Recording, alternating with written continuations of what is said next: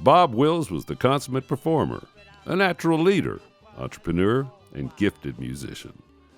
His unconventional "aha" and always stylish animated presence thrilled audiences in dance halls, on records, over radio, and in Hollywood's Western movies.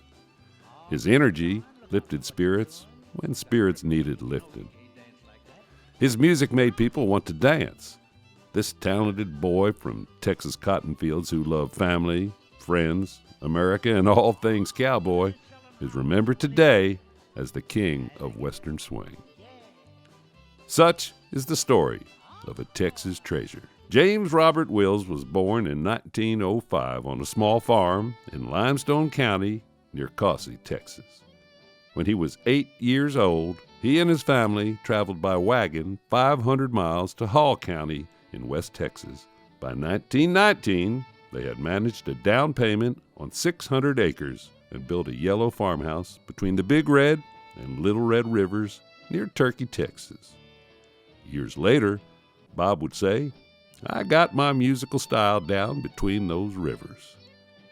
From a line of champion fiddlers and the eldest of 9 siblings in a family surviving on musical talent and cotton farming, Wills played fiddle and mandolin.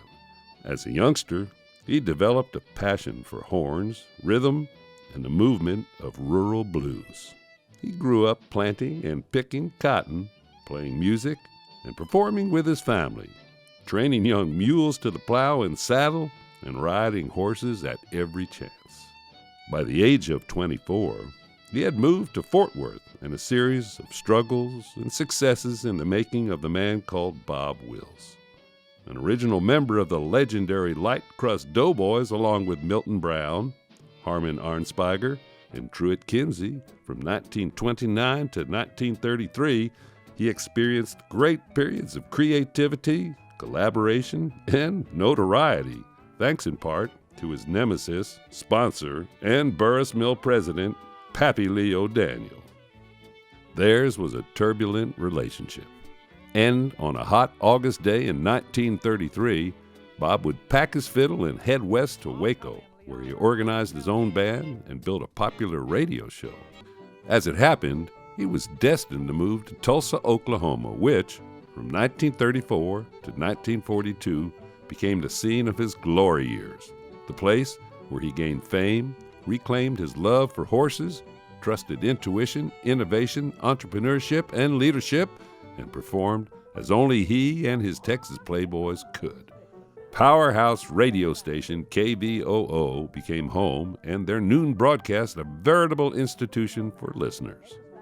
On New Year's night, 1935, Bob and the band debuted at Cain's Ballroom, and today the venue is still known as the house that Bob built. Tulsa, too, was where Punkin, Bob's magnificent stallion, came to his fame, and the annual Bob Wills Tulsa Stampede Rodeo drew top competitors and packed arenas. Tulsa also proved to be Bob's gateway to the West Coast, with sold-out dances across the Southwest and up and down the West Coast, appearances in parades and rodeos, in Hollywood's Western movies and short films, and the 6-acre entertainment complex known as Wills Point. In his lifetime, Bob would write and/or record a prolific portfolio of songs, including Faded Love and San Antonio Rose. He would influence artists like George Strait, Merle Haggard, Ray Benson, Lyle Lovett, and Willie Nelson. He was a stylish Western rogue, and as outrageous as his onstage dancing, hollering, and strutting were, he led the band in a presentation that was downright orchestral and always electrifying. An era in American history ended with Bob's passing in 1975, though his influence and legacy remain.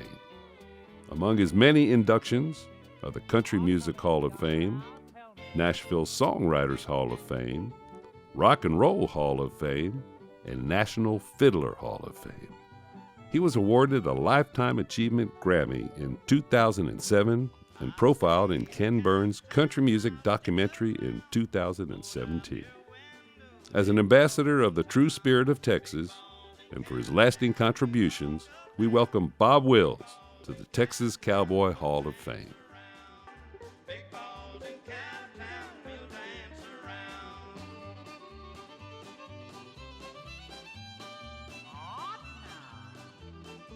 try to pull across that mud hole, huh? You've been stuck in that same hole 1,000 times, you can't make it. Oh, let's go to dance, right?